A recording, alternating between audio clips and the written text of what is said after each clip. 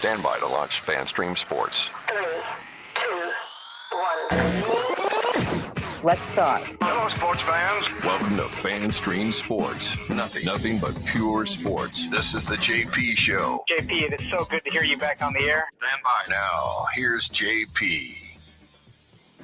What is up, JP Peterson Show fans? I am not, once again, JP Peterson. As you can tell, I'm way better looking than JP Peterson. Well, welcome on into the show. It is a JP Peterson Thursday, and today you get me for the full hour, and you get the one and the only Jeff Tito Thidoff from 97.1 The Fan in Columbus.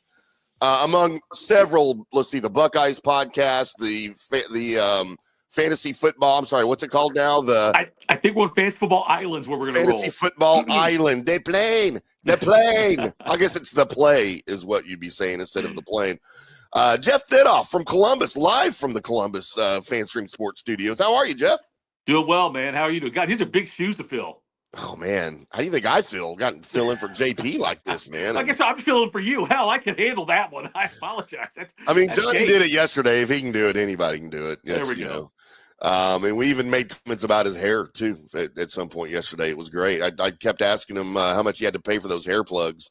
And I think after a while, he didn't think it was funny anymore. And I was like, he could fire me. I need to stop. But it is a Thursday on JP Peterson's show. He is off still on his guy trip skiing. I don't know what they're doing in Breckenridge. I don't want to know, to be quite honest with you. But he'll be back on Monday. He may come in if something breaks tomorrow regarding the stadium deal or something. He said he'd pop on with us because you're going to have me and Tito again tomorrow for an hour. So you better hunker down, children. And get your sports out because we're going to talk all of it. We're going to get into some Final Four as the Final Four is upon us. We're going to make fun of the Olympics. No, I kid. We're not going to make fun of it. But Tito wanted to talk a little flag football, and I do too. We'll get into that a little bit. We have to get into, as we talk about frequently here, we have to get into Ovechkin. And because I still don't know how I feel about this. I don't know if I'm excited. I don't know if I absolutely hate it that Ovi's going to get the record. I don't know how I feel yet. I need somebody to help me figure out how I feel about it. And then we will get into some NFL talk, Baker Mayfield talk, and then probably some more Final Four because that's the big story right now with everything going. And then you will have your regular Idiocracy. We'll cover your comments. We've already got some comments. Nathan Elliott, Scott Rasnick, thank you for chiming in. Nathan says, hello, Jeff. Nathan, how are you, my friend? Thank you for tuning in. How's the hand? Nathan, thank you for asking. My hand is just about back to normal. I have a level of swelling on my hand 24/7 because I have a boxer's break there from, punching people so many times throughout my life. That's about as normal as it's going to look. As you can see, my pinky doesn't even go straight. But thank you for asking. So, Tito, he's referring to the third worst physical pain I have ever felt in my life. When I was going out to check the mail, it was a week ago Monday. Grabbed the mail inside the mailbox about 11 o'clock at night. I'm walking up to the front door, and it feels like somebody sticks a Bowie knife through my hand. And then I hear the fluttering of what I can only imagine are pterodactyl wings going by because they were so loud. Right. And something stung me. I never knew what it was. I never saw it, but it was the third worst physical pain I have ever felt in my life. And I've been stung by everything, scorpions, wasps, hornets, bees, everything. And it has never hurt this bad in my life. And I told that story on the air, and then like a day later, my hand swelled up like a tennis ball. Oh my gosh. I could feel whatever it was, the poison or whatever, like going up my arm, like it was stiff and hot inside my arm. And I was like contemplating going to the ER about it, but then I thought, meh. And then the next day, some of the pain and swelling started to subside. So I was like, survived that one. Good for me. That's a good way to get hurt, though. Like what I'm saying is that's a valiant way. That's a brave way. I do the stuff like, I adjusted my seat in my car, and now all of a sudden I can't move my back or something like that. I get the weird, like those are the ones that Right. are the weak, wimpy ones. Yeah. Getting stung by something, and the fact we don't know what it is makes it all the more Yeah. intriguing. It could very well be a pterodactyl. We don't know. Dude, I think that on that Wednesday on the Colby Sapp and IndyCar Tim show, Colby was so concerned. He was Googling like stings and stuff in the middle of the show. And I think he determined it was a the tarantula hornet or something, the ones that sting and kill tarantulas. Oh, wow. And eat them from the inside, like, and feed them to their baby wasps or whatever. But it was gnarly looking, dude, and it hurt. So just to clarify, the first two worst pains I've ever felt in my life. Both involved another man. No, not this time. Oh. Actually, one of them probably did. One of them does, because I was playing hockey. Okay. And I blew. What do you call it now? Like on our ski trip. Right. I was playing roller hockey here in Dallas, and I blew out my knee. Okay. And it was the ACL, MCL, LCL, ripped the cartilage. And what's funny is there was about 30 guys on the rink and, on the boards, on the dashers there. Every single one of them came up to me and they're like, dude, I heard it. I heard it pop. Like from over there, I heard it. I was like, just please stop talking to me right now. So that was pretty painful. But by far, and it's not close, the worst ever was my my kidney stone episode of 2018. And I've had like 3 separate episodes. Right. These had to be surgically removed. And I had to wear a catheter for a week. God. And that was not comfortable. And the doctor's like, okay, if you get an erection, it's going to hurt even more. So tell your wife to stay away from you. And of course she didn't. And it hurt even more at the time, I think she did it on purpose. She really hated me. But dude, that was that the kidney stone was so painful. I don't remember why I named it this. Right. I named my kidney stone Nolan Ryan. Okay. In a medicated haze when I was at the hospital. I'm like, this thing's as strong or whatever the word I used at the time was as Nolan Ryan. So right. then the kids and the wife and even now, like when I got stung, my son that was here he was like, Dad, does it hurt as bad as Nolan Ryan? I'm like, y'all are idiots. Freaking kids. I think the worst pain I ever felt was the first time I said I do. Oh, that was probably it. Yikes. Is my hat crooked? I feel like your head is crooked. I'm not sure. Like that's why I always wear it though. But I looked at it, I feel like I looked like Pokey Reese there with the hat to the side. Yes, Scott, there's a big vote today about repairing the trop if they don't put it off again. If anybody hears anything about that, I don't know what time the vote is, but if it's during the show, somebody please update us on that, because JP's not here to care so much about it, as he often does. I love the fact they're playing in a smaller stadium. I love the fact that them and the A's are both playing in smaller stadiums. I do too, and they're selling out. I mean, even the A's sold out that little pissant stadium out in Sacramento, Scrotumento, as I affectionately refer to it as. The place is such a toilet, man. I hate Sacramento.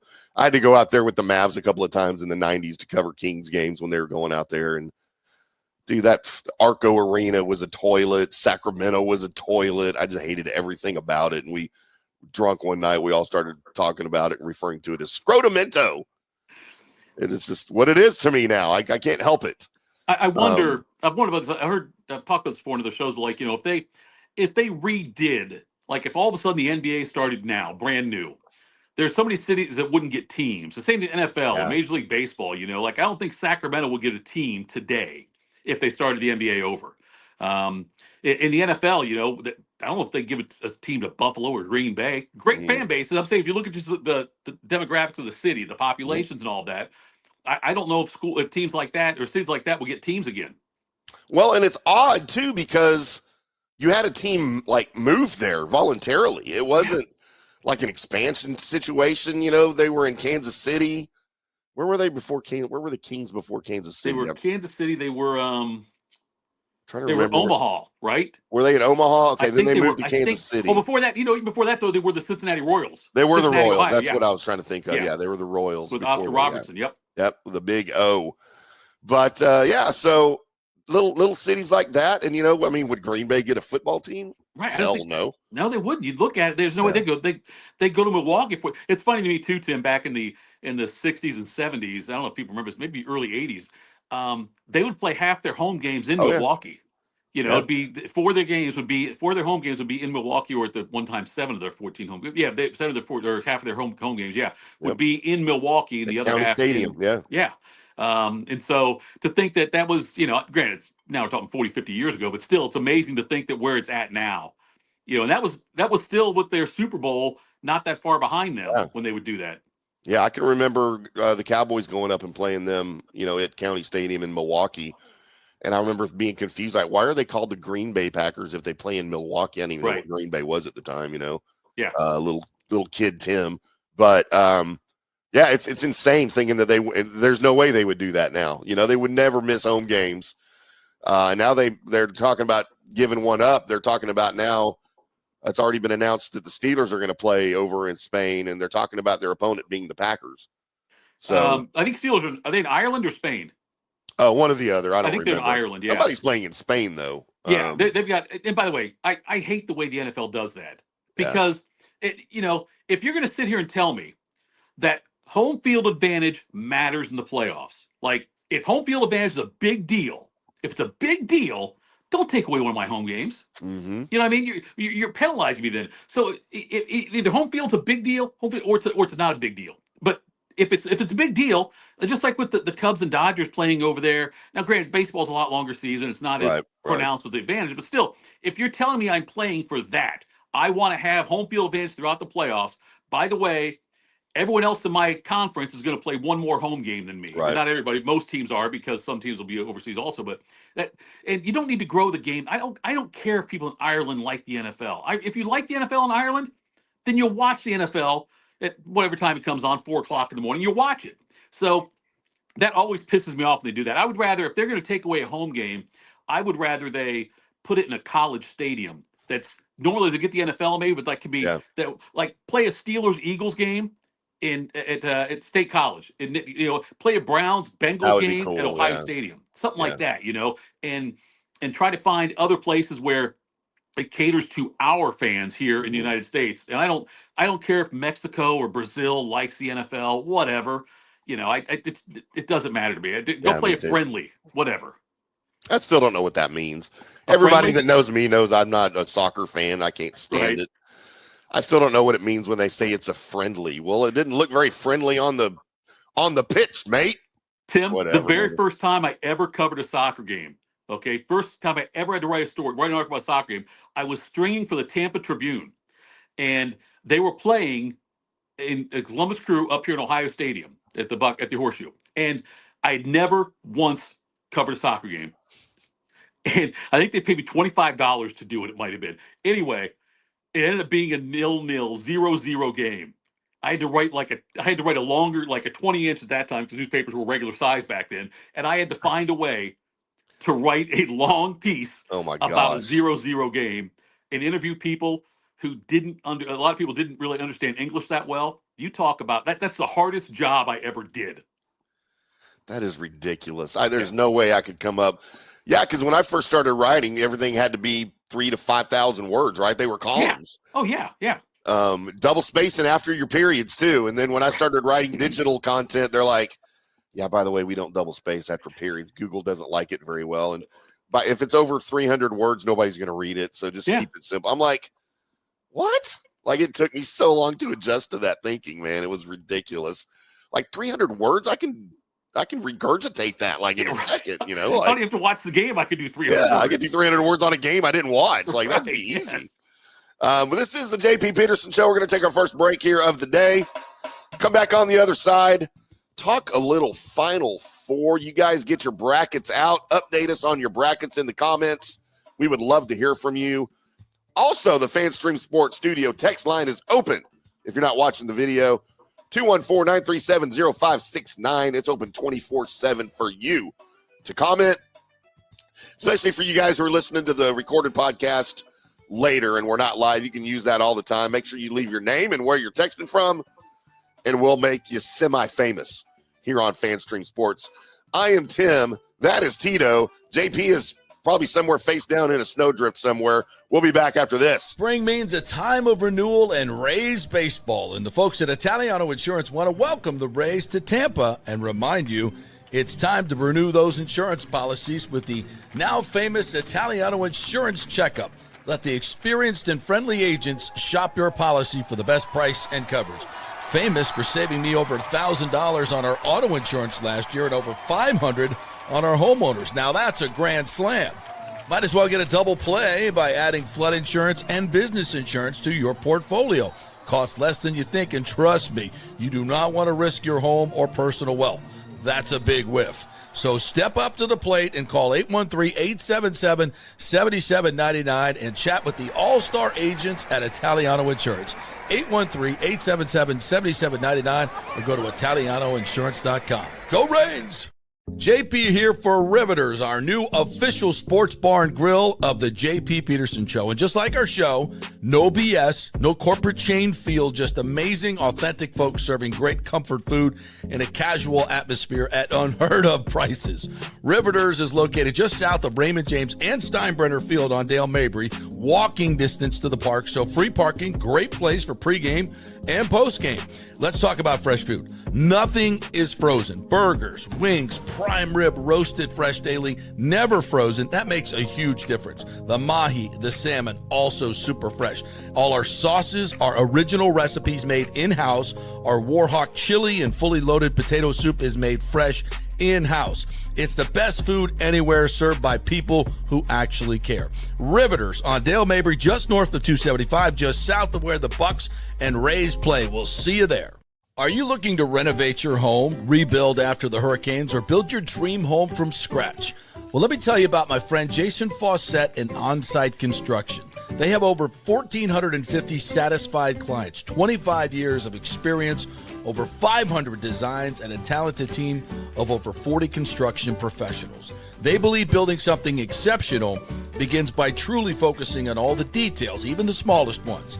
We understand that construction can be a daunting process, and we're here to make it as smooth and stress-free as possible. Quality is non-negotiable at On-Site Construction. We use the finest materials, employ the most skilled tradespeople, and adhere to the highest industry standards to deliver a product we're proud of and that you're going to love. Our project management is meticulous with a focus on completing projects on time and on budget. Your happiness is our primary driver. So give us a call at 813-579-5789 or check out our incredible website at onsiteconstructionfl.com. Let's go. Right now, back to the show on FanStream Sports. Welcome back to the JP Peterson Show. I'm IndyCar Tim. That guy over there is Jeff Tito Thidoff. 97.1 The Fan in Columbus, Ohio, talking all things Buckeyes. Let's see, y'all do Browns and Bengals and all sorts of stuff, right? We're the Browns affiliate, and we're also a Reds affiliate this year for the first time. Yeah, Reds, Guardians, Browns, Bengals. Still, a lot of Pittsburgh fans in Columbus. Still, it's one of the things where I look at as an NFL fan.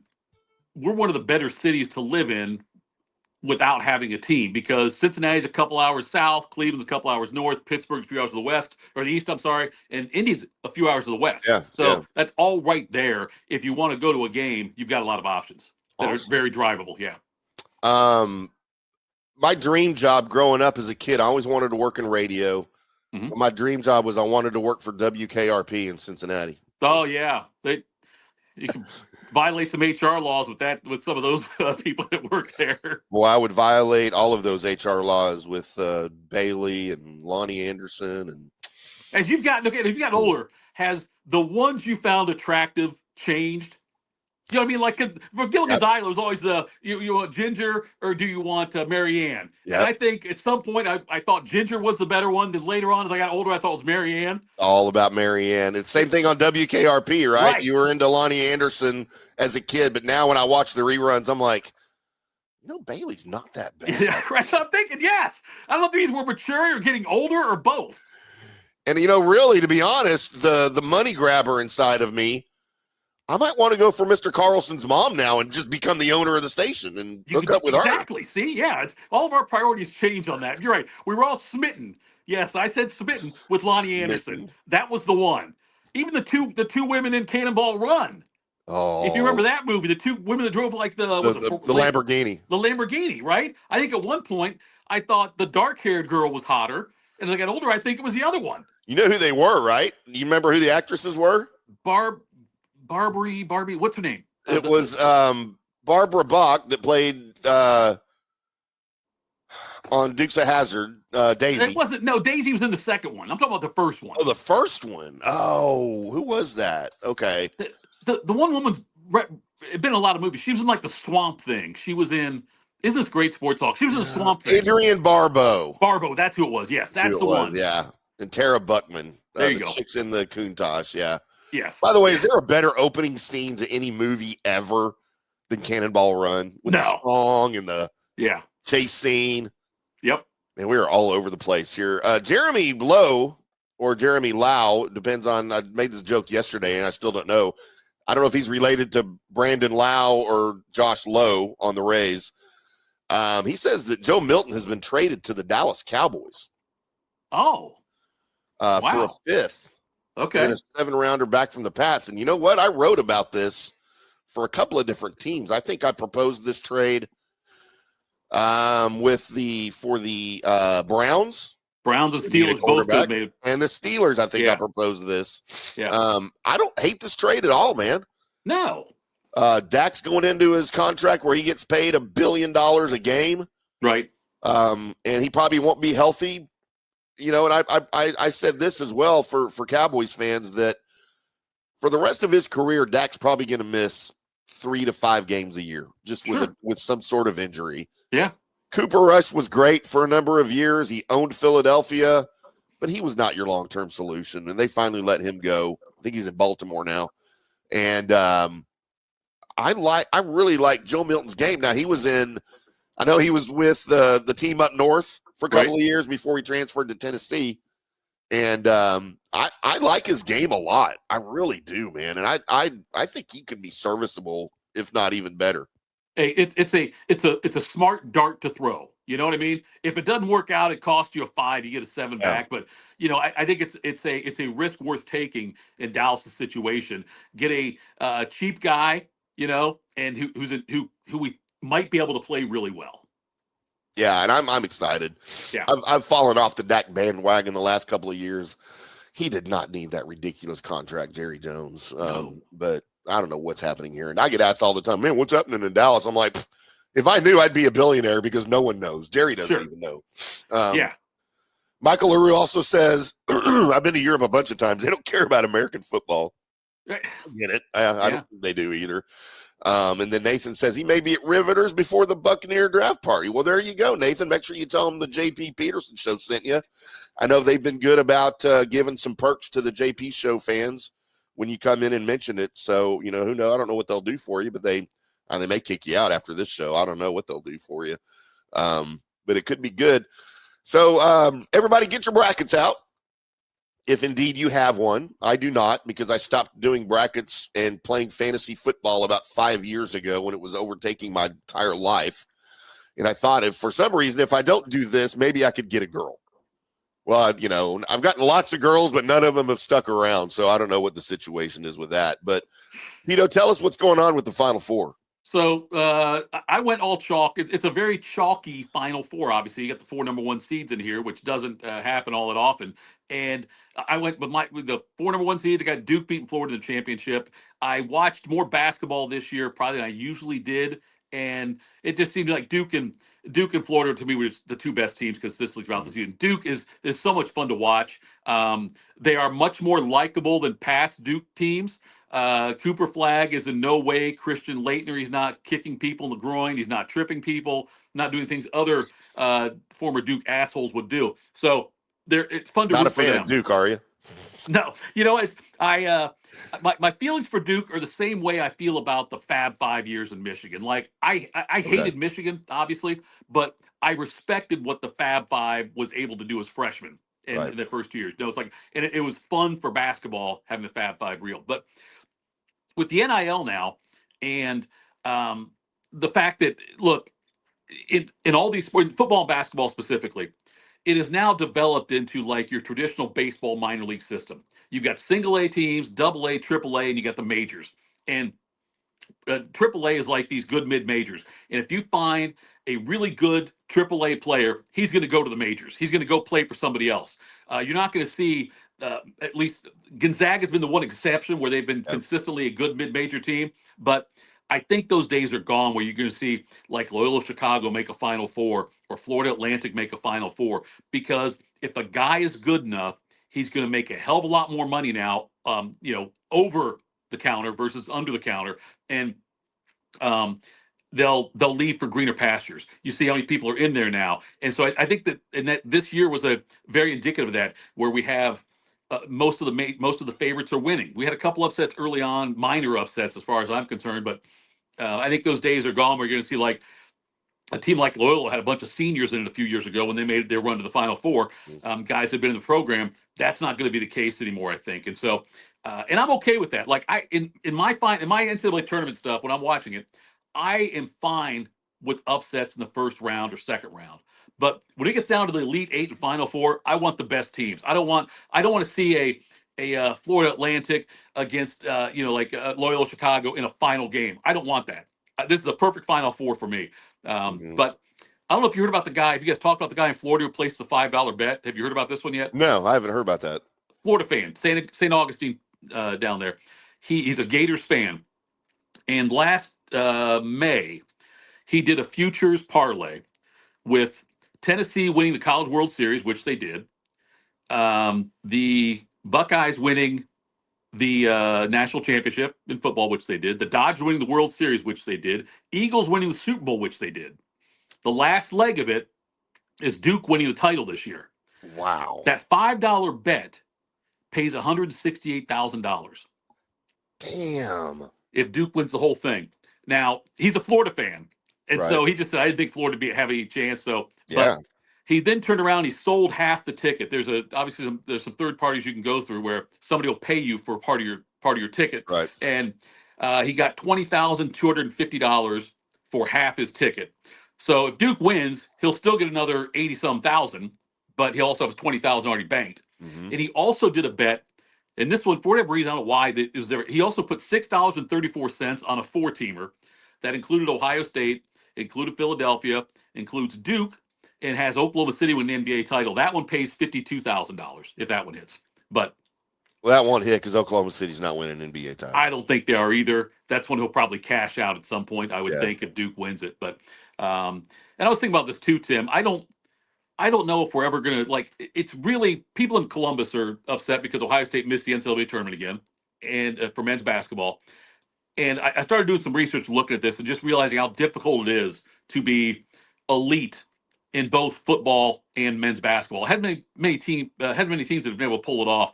I know that a couple years ago, or last year, Alabama was in the Final Four, and that was coming off a 12-2 football season the previous in the 2023-2024 season. But you look at this year, you got Duke, Florida, Auburn, and Houston. Duke 9-4 in football this past season. Florida 8-5, Auburn 5-7, Houston 4-8. There hasn't many schools that have been consistently able to do this. Florida did it in the when the Urban Meyer and Billy Donovan days were going on there. Florida was able to do it, but by and large, and I wonder if you're a good football program. Let's say you're let's say Texas. Okay, let's say you're Texas and you're an elite football program. Would your fans be okay with taking some of the money you were going to use towards football and putting it towards basketball? I don't think there's any way in hell they'd be okay with that. They want basketball to be better, probably. But I think fans complain about that, but they'll only complain until they say, okay, you know what, we're going to focus a little more on basketball now. Then Texas fans will be in an uproar. Same thing with Ohio State. If Ohio State fans who are like, God, why can't we be NCAA tournament? Why can't we be a championship? Ohio State hasn't won a basketball championship since 1960 on the men's side. But as soon as if you were to say, and I know they have different buckets of money, and I get all that, but if all of a sudden you say, okay, look, this donor's giving us this money for NIL, and we're going to put it all towards basketball instead of giving it to football, there's no way in hell any logical fan, I think, would want that. No, I can't imagine that would be something that schools would allow or that the fans would allow and the alumni would allow. I don't have a personal problem with it, as an Aggie fan. Right now, basketball, God, we just lost Buzz, and talk about Chris Beard being offered the job and staying at Ole Miss. But I want football to be good. I want basketball. I want them all to be good, except for soccer. I don't really care. But baseball is good. They lost Jim. God, man, we just lost Jim Schlossnagle to the hated Longhorns. And now we lose Buzz to Maryland, which nobody cares about Maryland unless you're Randy White, the Manster. The Manster, that's right. Good pull. How you like that? But, I don't know. I want all of my teams to be good, but I don't know if other fans feel that way across the board for their college programs. Most of them just like football. For like A&M, if you polled A&M fans, do you think a football national title would mean more or basketball national championship? Oh, football. That's what I'm saying. Yeah, that's the way I'm looking at it, too. And I had this discussion yesterday on the air about, Ohio State's just coming off a national championship of football. And I said, coming up now in this upcoming season, if I could give you one or the other, a football championship or a basketball championship, and most people side with the football again, even though football's won, in most people's lifetime, at least 3. And basketball, like I said, has won since 1960. But in football, winning one this year would mean back-to-back again. You know what I mean? If they won another one coming up here. So I wonder, like, how fans, if you gave them choices, like, obviously, others, I think most schools would say football. Yeah. Yeah. No, I agree with that 100%. And I think maybe the Aggies are a poor example of that just because it's A&M. No national titles since 1939 and always getting made fun of for not being good enough and for being the little brother to the Longhorns. But, I still think most look at let's take the Longhorns, for example. Yeah. I guarantee you they would place more value on a football championship than they do a basketball championship. Yeah. And even in the SEC and the world of the new SEC where it's becoming a basketball conference, I don't think that changes anywhere across the board in the SEC. Every school would value a football title way more than a basketball title. And that's the part that's weird because, a lot of these schools, though, they've won football titles more recently or been prominent in football more recently and consistently than in basketball. A&M, though, look, this new NIL stuff, they should be able to just spend and spend and spend. I mean, Phil Knight out at Nike has told them, whatever you want to spend, I'll give it to you. I just want to win a national championship of football before I die. So do whatever you got to do. And he's giving guys enticements like the one kid he got from Ohio that was going to go to Ohio State, looked like, and picked Oregon because Knight's given him a signature shoe. It's like that. He's got that ability to do that. I gave that speech to A&M once. You guys go get some players, spend as much as you want. I will give it to you. Just keep it under $20. Right. Yes. And that's how they find their quarterbacks in College Station. Apparently, they pay them $20. So right, they're overpaying them. It is what it is. Let's take another quick break, Tito. Come back on the other side, and you prepared these nice little teases, and I didn't read the other one, so my apologies. But yeah, let's get into. I know we're a little bit behind on all of this. What do you want to do? Dealer's choice. We can talk about both of these things as the Olympics have gone too far, Tito. And we hope one entity doesn't cave. And also, a great one is on the verge of being passed. Any records that you guys think are sacred in the world of sports, get those ready for the comments. We'll talk about those next right here on the JP Peterson Show. Hey, JP here for my concierge medical professional, Chris Lugo, PA. You've heard him on the show for a couple of years where he shares invaluable medical, nutritional, and supplement advice.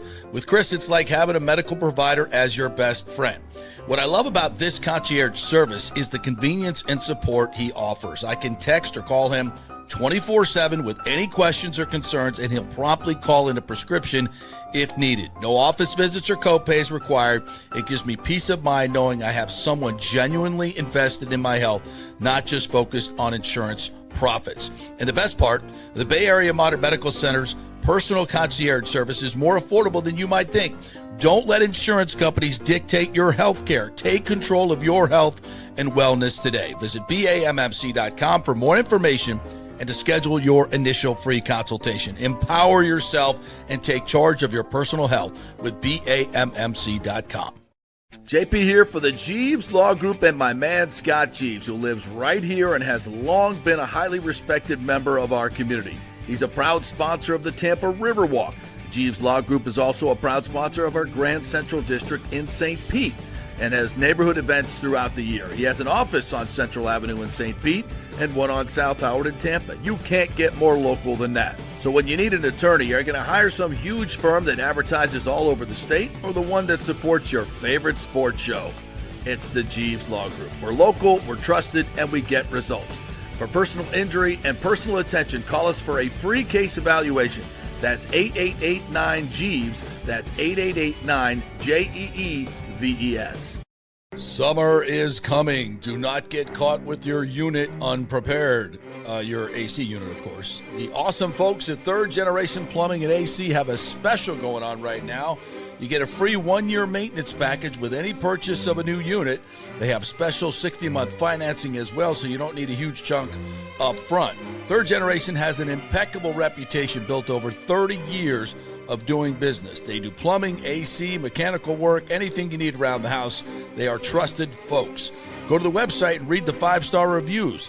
Deidre said, great company that always arrives timely. We have used them for our AC both in home and business and have been very happy. The staff is knowledgeable and professional. I would recommend Third Generation again and again. So give Third Generation a call at 813-961-8024 or go to thirdgenerationplumbing.com. Let's go. Right now, back to the show on FanStream Sports. Welcome back to the JP Peterson Show right here on FanStream Sports. And look, Johnny yells at me when I don't give out the studio text line often enough. And I'm about to give an example of why I don't. All right? As Tito, we just got a message across the FanStream Sports studio text line, and I have to read this because this is I'll tell you what, I'll just read it, okay? This is from Gloria from the 865 area code, wherever that is. Hello, my name is Gloria. I have a prolapsed uterus that smells like quiche. I think I may have a terminal UTI. Am I going to die? I don't want to die. Please pray for my poo nanny. God bless you. Please pray for my uterus, oh bearded man. See, that's what happens when my sister tunes into the show. We get stuff like that. That's awkward. Oh, don't talk about your sister like that. She's not watching. I don't give a heck. Don't blow my image of her, though, that Johnny's put into my head. Oh, yeah, she's a beautiful woman. Tito's sister. That's all I ever hear about is Tito. Man, you should see Tito's sister. I'm like, I did. I stalked her on Facebook once. Don't tell Tito. She divorced yet, or is she still with man? She's never been married. No kids. A nurse. Tito. Tell me about it. Huh. I might have to make a trip to Columbus sooner than I thought. A homeowner, professional, all that. She'd never go for a guy like me. No. Hey, you catch her on the night she's drinking? You don't know that, man. There's possibilities. All right. Well, I may meet Tito's sister when I come to Columbus to work on the studio up there. With all due respect, Tito. All due respect. Yes. B chimes in, wants to know if we have a mugshot available of JP yet. That's a valid question, by the way. And then Jeremy, I guess it's Lowe. He says no relation to Josh Lowe, so I'm assuming he's a Jeremy Lowe, not Jeremy Lau. As those two guys on the Braves just confused the crap out of me for sure. But if JP, he's not listening, but I'll say this, so I'll give the same advice that my wife gave me when I went to Vegas last time. You can come home with no money. You can come home with a hangover, but don't come home with chlamydia. You know what? That is good advice. Or any other catchable disease, I guess. Right. You know, there's a bunch of them out there.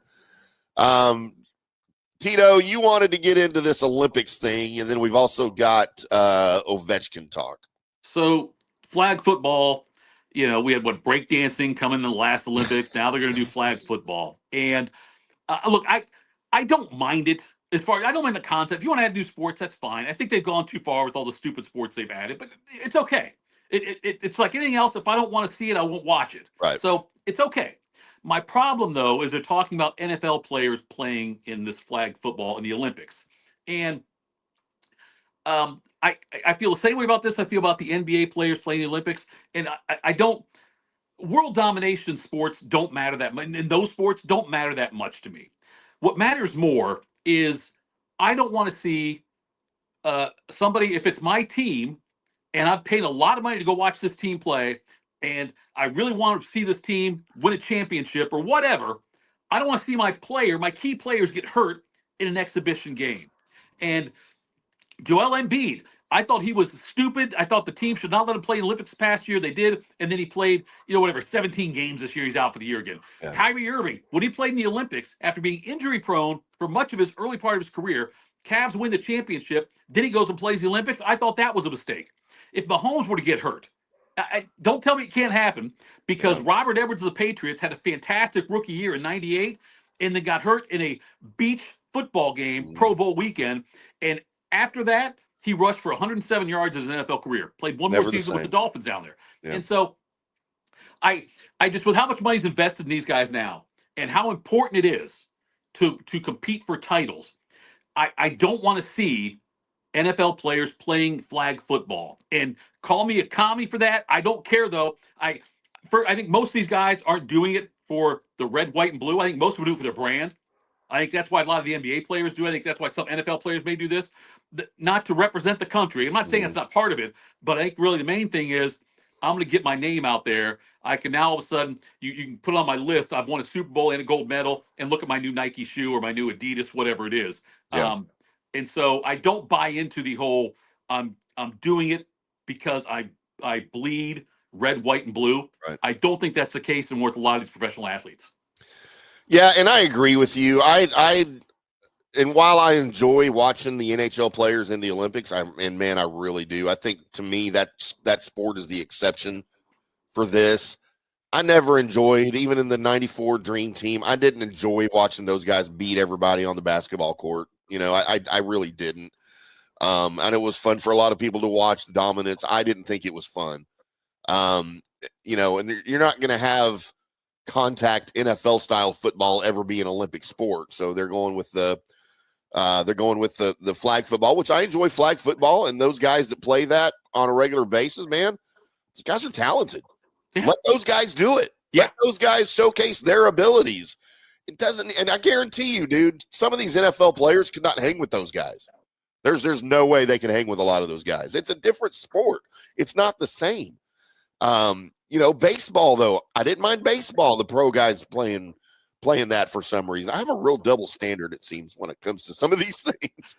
But I didn't mind baseball doing it. I don't mind hockey doing it. But I really don't want to see any of the other sports. Yeah. To be honest. I'm just, look, I go back to the fact Robert Edwards got hurt in a non-contact beach football game, and so. Cost him his career, yeah. Yeah, it did. He was a rookie running back on that Patriots team that went to the Super Bowl. And so, and to have that happen after that and completely end his career, I'm done with. I don't like all-star games anymore. No. With the Major League Baseball used to be fun before interleague play, because it was maybe before everyone changed teams every couple of years too. But seeing Nolan Ryan face Pete Rose when Ryan was at the Angels, something like that was always fun to see. Rod Carew against Valenzuela, stuff like that. But it doesn't. Now interleague play and everything, it doesn't mean anything to me. I'd rather just, if you want to give the guys a day off or shorten the season somehow, do that. But I don't need to see the NBA. The NHL stuff was fun this year. That may be a little different for me, I guess, but I don't need to see a Pro Bowl ever again. No, not ever. Yeah. And interleague play is interesting. You bring that up. I was all into it when it first happened, sort of as an exhibition. What was it, like 96 or 97 or something, way back in the day when they first proposed this and they did it for the first time. I think the Rangers actually played in the very first ever interleague game there at the ballpark in Arlington. I forget who they played. But, I thought it was kind of cool to see some of those guys that you're not going to get to see, otherwise, right, unless it's in the World Series or the All-Star game. But I don't need it anymore. Like, I want American League, and I want them to be separate leagues. I liked when they had separate rules, when the pitcher still batted and the DH, and now they're all adopting the same rules. And yes, Daniel Rivera, it was the Giants and the Rangers. You are correct. But, it is what it is. It's just one league now, really. I don't even know why they have the designations of the American League and the National League and different presidents and commissioners. And it's just like the NFL. It's their conferences at this point, right? Right. It's all the same. Yeah. But, so where do you stand on this Ovechkin thing? Because I'm a little torn, to be honest with you. I was shocked when we first heard about this, like when it was, earlier in the season, when he was like he could potentially do it. Because I always thought Gretzky's records, and a lot of them are, but always thought all of his records were untouchable. Yeah. The 213 points in a season will never happen again. Nope. The number of assists he's got, with the total points, will never happen again. So I'm okay with Ovechkin getting this record. I was torn on it at first, but Ovechkin's been a great ambassador for the game. He's been really good. And he seems like a genuinely decent person. It's funny. He needs 3 to break the record. He plays Columbus April 12th in Washington. April 13th, he's here in Columbus. So if it lasts that long, I'll be grabbing that media pass I haven't used all year and heading out to the arena. But support the Jackets. Yeah, that's what I'm doing. Yes, and try to sneak into Gretzky's suite if he shows up. Right. I'm okay with Ovechkin doing it. I feel much differently about this than I did when Bonds broke Hank Aaron's record. It's different. And when McGuire broke Maris's record and things like those right there, like I will never, ever consider Barry Bonds the home run king, single season or all time. Yeah, Hank Aaron is the home run king. Don't right try to there tell with me you. otherwise. Yep, right there with you. So Nolan Ryan's a strikeout king no matter what happens. It doesn't matter to me. So those are a couple of records that I got pissed off about Bonds doing that. And I was okay with Henderson breaking Brock's record. Baseball is much more of a numbers game, obviously. I can't tell you. Brady leads all-time NFL passing. I don't know if Manning's second, maybe Breeze third somewhere. I don't know what the numbers are on that one. Right. But I don't have a problem with those records. Are not really sacred to me. Right. As far as the triple doubles thing doesn't happen anymore, and LeBron's now the scoring champ all time and all of that. I guess the only thing I don't want to see broken is DiMaggio's 56 game hitting streak. That's one of the few. And I don't know that we ever come close to that again, like Rose did. Rose with 44 in 1978 came the closest, but yeah, I don't know if there's any that are that near and dear to me anymore because they've been so tainted and the things have changed with how many games are played. You know what I mean? And the way the games are played. Right. The all-time leading complete games leader right now, as far as I think Verlander holds the active player mark with like 22 or some ridiculously low number. Yeah. But are there any records that you look at and say, I don't want to see this ever get broken, or it doesn't even matter anymore? I think there used to be, like the home run thing. I never thought that would get touched. Right. And it, when Bonds did it, I'm like you, man. I didn't recognize it. I'm throwing an asterisk up there in the record book. To me, it was Maris, and I don't care that the number of games, he played in 154 instead of 144 that Ruth did it in. I didn't like Barry Bonds. I hate Barry Bonds. Yeah. And to me, it kind of comes down to the guy that's doing it, I just don't want him to do it. That's not the case with Ovechkin. I don't have anything against Ovechkin. He's earned it, I don't adore him as a player. I don't hate him as a player. To me, he's just one of those guys that's been steady his whole career.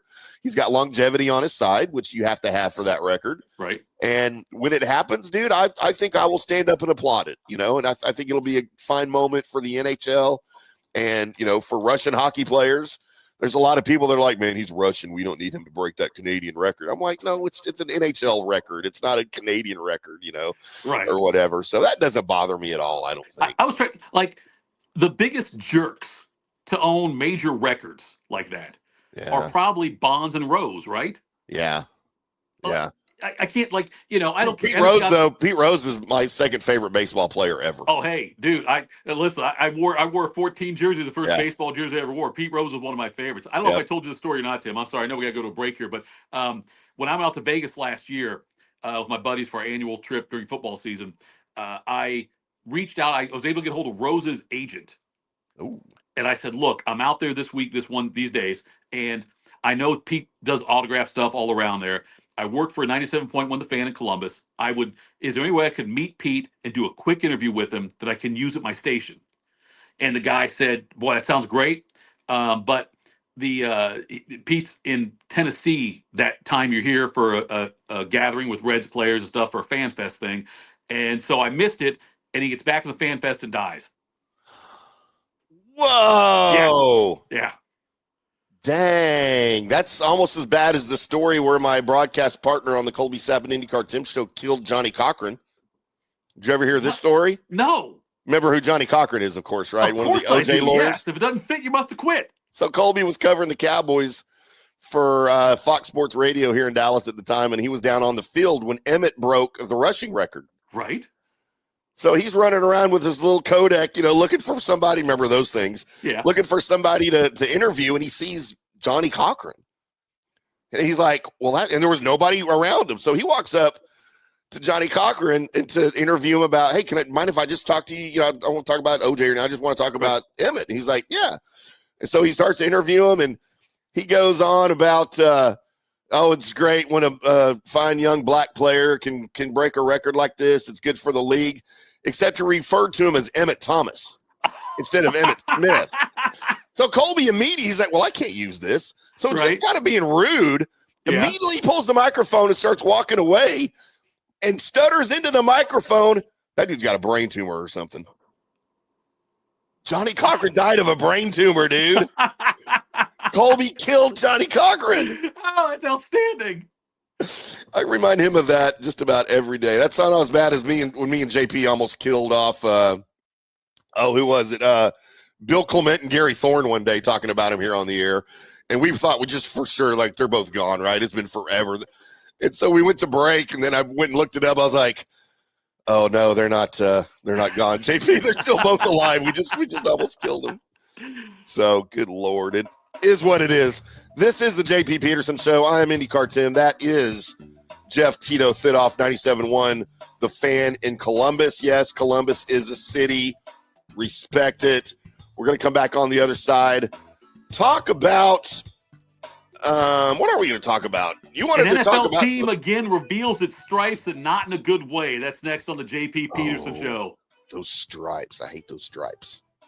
Ciao, Paolo Tini here, owner of Caffè Paradiso, voted number 3 People's Choice Award on Open Table. I want to thank all our loyal family of customers that have been enjoying our great traditional Italian dishes we make from scratch every day. It's a great family story we're proud of. Our family moved from Rimini, Italy in 1984. My dad, Caesar, started Donatello, and that's where I got the start in the restaurant business. I started Caffè Paradiso on South McDill in 1995, and we've been there ever since. From our traditional ossobuco, a veal slow roast for 4 hours, to our daily fresh catch, the Gruppo Paradiso, with a piccata sauce and lobster claw meat, homemade pasta like lasagna, farfalle salchicha, which is a bow tie pasta homemade with fresh sausage. Hold on a minute, JP's favorite. I love it. So come and have a glass of wine with me on South McDill. Get a reservation on Open Table and see all our 5-star reviews. Ciao, see you soon at Paradiso. JP here for Riveters, the official sports bar and grill of the JP Peterson Show. We're located just south of Ray J and Steinbrenner Field, so it's a great pre- and post-game spot, and the happy hour is amazing. Monday through Friday, 3 to 7. Check out these specials. $3 Bud Light drafts, $4 domestic bottles, $5 wells, $6 premium wells, $6 cocktails like margaritas. It's unheard of. And the Riveters food is freshly made daily. No freezers. Happy hour food specials include $3.50 tacos and barbecue sliders. $6 you get edamame or chips with the beer cheese, which is amazing. $8 buffalo chicken dip, my favorite. The truffle fries, chili cheese fries, also $8 at happy hour. As well as other specials throughout the week, including Taco Tuesdays, you get $3 tacos, and Wing Wednesdays, 7 o'clock to 1 a.m. in the morning, you get our amazing wings, 5 for $5 and $5 wells and wines. That's a good Wednesday night. So if you're tired of the preppy, overpriced, generic sports bars, come see the amazing, friendly bartenders and staff at Riveters, where customer service really matters. Riveters, just south of where the Rays and Bucks play. We'll see you there. Summer is coming. Do not get caught with your unit unprepared. Your AC unit, of course. The awesome folks at Third Generation Plumbing and AC have a special going on right now. You get a free 1-year maintenance package with any purchase of a new unit. They have special 60-month financing as well, so you don't need a huge chunk up front. Third Generation has an impeccable reputation built over 30 years of doing business. They do plumbing, AC, mechanical work, anything you need around the house. They are trusted folks. Go to the website and read the 5-star reviews. Deidre said, great company that always arrives timely. We have used them for our AC both in home and business and have been very happy. The staff is knowledgeable and professional. I would recommend Third Generation again and again. So give Third Generation a call at 813-961-8024 or go to thirdgenerationplumbing.com. Let's go. Right now. Back to the show on FanStream Sports. Welcome back to the JP Peterson Show right here on FanStream Sports, Monday through Friday. Normally 10 to noon Eastern. You're getting a little bit abbreviated deal with us today and this week while JP is on vacation, just because I don't want to talk for 2 hours, to be quite honest. Doesn't mean I don't enjoy your company, Tito, for sure. I get paid the same no matter what. That's exactly right. That big old contract that Tito's got here with FanStream Sports. Daniel Rivera brought up a good point here in Dallas, talking about legendary sportscasters in Dallas. Yes, Vern Lundquist, Del Hansen, Norm Hitzges. Of course, Daniel, I don't know if you know or not, but you can hear the great Norm Hitzges right here on FanStream Sports with his 3 times per week podcast called Just Wondering over at fanstreamsports.com. Go check it out. Del Hansen's a very good friend of mine. It's fun to drink with. Vern, of course, just retiring from the Masters last season. Daniel also brought out Brad Sham, of course, was the color guy for Vern for years in the 70s. That is also true. I knew Vern Lundquist as a child in the 70s, of course, from his voice alongside the dearly departed Frank Gleber, who was the actually before Brad Sham joined the Cowboys. But Vern Lundquist hosted a show on local TV here in Dallas called Bowling for Dollars. And I think every city maybe had their little version of that, and they had a local sportscaster that always hosted that. But Vern Lundquist did it here in Dallas, and I thought that was the coolest show in the world. I'm like, how does he get that job? Like, that, screw baseball play-by-play. I want to do that. Right. But it didn't work. I've done play-by-play for football and baseball. Mm-hmm. I've never done it for soccer, hockey, or basketball. I think those would be incredibly difficult. Yeah, I agree. Yeah, I did a lot of high school football, high school baseball. Baseball's still, easy. That's still my dream job. Doing baseball, and I want to do it on the radio. I never wanted to be on TV. I just like the description that you have to give on the radio better to paint the picture for everybody. But it is what it is. Yeah. So what's going on with the Stripes? So the Bengals they finally opened up the purse strings. They gave Burrow the big contract, T. Higgins and Jamar Chase. But they've got Trey Hendrickson, who really is their defense. He had more sacks than the rest of the team combined this past season. He's one of the best, Trey Hendrickson, and he wants a new deal. He's got 1 year left on his deal. And earlier this offseason, the Bengals said, you can seek out a trade if you want. And he went out and looked around, and nothing came. And the Bengals finally said, you know what? I don't think we want to trade you. But what they said, though, was the vice president, Katie Blackburn, was asked yesterday, and this is on the Athletics where I saw this, about, is it feasible to pay those 3 offensive guys and still pay Hendrickson market value? And this is what she said. I think he should be happy at certain rates that maybe he doesn't think he'd be happy at. I think some of it's on him to be happy at some point. And if he's not, that's what holds it up sometimes. So, it takes him to say yes to something. And also, we have all the respect in the world for him. He's been a great player. We're happy to have him. And so maybe we'll find a way to get something to work. We're just going to see where it goes. And that pissed Hendrickson off. Wow. She hasn't been talking to his agent at all. He said that they haven't communicated with his agent directly in a couple of months, is what he said. And so it's a very Bengals thing to do. But I think they've got limitations. I did not know this till recently, Tim. But if you give somebody, say you give Joe Burrow a contract, and it's whatever millions of dollars, and say you're guaranteed $150 million. The Bengals then have to put $150 million in cash in escrow. Oh, really? All guaranteed money in NFL contracts, when you sign that contract, the team has to put that much money in escrow. Wow, I didn't know that either. And so that's some of the differences. Like the Bengals, they're not some rich team. They don't have the money that Jerry Jones has got. But so that could limit them. Wow. And so, but they're idiots. They don't keep Hendrickson. If they don't find a way to make this work, they're idiots. Hendrickson's a great defensive player. Yeah. Much like your situation in Dallas, Micah Parsons, right? I mean, Micah and Jerry aren't getting along right now, are they? No, and we had, it's funny, we had Terrence Parsons, Micah's brother, in studio a couple of weeks ago, and he was talking about it with the great Mike Fisher in the FanStream Sports Dallas studios, and he brought it to light some situational things about Jerry and Micah. Did you know Jerry, and this came out the other day here in Dallas, Jerry doesn't even know the name of Micah's agent. You know what? That doesn't surprise me, really. That Right? does not surprise me. So he just wants to negotiate with Micah. He doesn't want to talk to him. Well, you know what, Jerry? This ain't the oil field. That ain't how it works, you know. It ain't the glory hole. It ain't the glory hole. And, you know, Right. Micah really doesn't like that either. He's not a big fan of his agent, as Terrence pointed out to us. There may be some changes made there at some point, but as it stands now, he also said that Micah wants his next contract, this next big one that he gets, to be his last. He wants to play. He wants like 5 years, and he wants to play it out, and then he wants to retire. Yeah. And go into something else, you know, which, you know, if he wants all those numbers, then he's not going to get it in the next 5 years. But, you know, that's certainly his prerogative. But I thought that was real interesting. And it's interesting. So Terrence Parsons does a podcast with Tad Prescott, Dak's brother. So you've got Micah's brother and Dak's brother doing a podcast. And I will tell you this. I don't think any of them are listening in Tampa. It is unlistenable.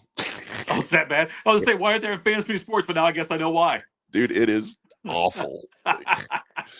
You can't understand what either one of them are saying half the time. Dude, it is so bad. I want to get a hold of it and I want to fix it, but yeah, I don't know, but it is what it is. But that's interesting about the Bengals. I didn't know that with the escrow thing at all. Yeah, that makes sense. With the and I was going to say up here that the Julian Sayin is likely the starting quarterback for Ohio State this year coming up, the kid who transferred from Alabama. And I was talking with DeVere Posey, former Buckeye, former Texan, and he said that Julian Sayin reminds him a lot of Baker Mayfield in college. And I thought, well, I'd be just fine if we have a Baker Mayfield type quarterback for the Buckeyes this year. And it reminded me that because, you know, I used to be a Browns fan. Then when they left, they tore my heart out. And I was not going to be fans of them again. So when I went turncoat, I guess, to the Steelers. But with all these quarterback problems the Browns are having and the Deshaun Watson debacle and that, like, one of the worst contracts and that's only keeping Dak Prescott maybe being a worse contract now. But the fact they did what they did with Deshaun Watson, and it brings me great joy to see Baker Mayfield doing well because the Browns had him and he wanted to be in Cleveland. He won a playoff game here, and the Browns cast him aside. And for Deshaun, and you know what? It may have ended up being good for Baker because he got humbled a little bit, went to the Rams, you know, and the Panthers briefly. Yeah. And so he's had, maybe it helped him a little bit mature and grow as a person and a player. Maybe so. But I openly, even though he was a douchebag for putting the Oklahoma flag at the middle of the Ohio State at the horseshoe after they won that game, and that pissed me off, I've now turned around, much like the Ginger and Mary Ann debate. Yep. I think I have also done that now. I've gone from hating old Baker to loving new Baker. Wow. Yeah, I've got a lot of friends that are Texas Tech fans that hate Baker Mayfield, and they'll never go off of that because he left Texas Tech. I'm like, he wasn't going to play. Yeah. It was a good thing. He wasn't going to beat Mahomes out for a job there. You know, it's good that he left. He didn't leave as a jerk either, though, did? Like, he didn't leave and say, oh, screw this place or whatever. Because we got some Ohio State guys do that, and I never root for those guys again. Yeah. But like Tate Martell, when he came here from, he was going to be, I'm going to be the quarterback and all this stuff, and I'm going to be great, and I'm going to recruit people, and I'm going to compete with Justin Fields for this job, and I'm going to try to win this job. And then he leaves after he loses the job and does nothing at UNLV or Miami. Yeah, and see, for me, Baker, I hate the Sooners. You know, I hate the Sooners. I hate the Longhorns. Love Texas Tech. So it bothered me that he played there, and of course, but they were good, and I followed his career. But you know, dude, I was the first guy to go out and get a Baker Cleveland Browns jersey. Right, he got drafted, and it hangs in my closet right next to my Johnny Manziel Cleveland Browns jersey. Right. That was dumb. That didn't last very long either. But dude, I have a Texas A&M Johnny Manziel. I have a Montreal Alouettes Johnny Manziel jersey. That's outstanding. And I even have a Dallas Cowboys Johnny Manziel jersey that I just had made because I thought for sure, he'll play for Dallas at some point. But anyway, it's funny. I do too. I've loved Baker, and I just love that attitude, man. That, you know, I planting the flag and all that stuff. I know it rubs a lot of people the wrong way, but dude, I think it's great.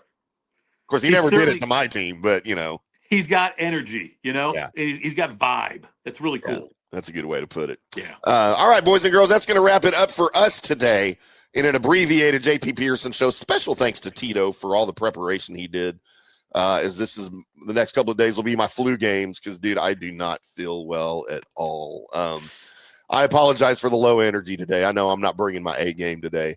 But we got to play hurt when JP's gone. It's what we got to do around here. Jack and NyQuil. It's all you got to do. Dude, I'm about to down about a full bottle of NyQuil and all the Benadryl I can do at the same time, and I don't even care what happens to me. Hopefully I'll remain alive to do this thing tomorrow morning at 10 o'clock Eastern. Another dose of Tim and Tito. The Tim and Tito show. No, I don't like that either. We'll just keep it the JP Peterson show, I guess, with Tim and Tito, featuring Tim and Tito as it goes here. But we'll do it all again tomorrow, 10 a.m. Eastern, boys and girls, right here on FanStream Sports. Until then, we'll see you.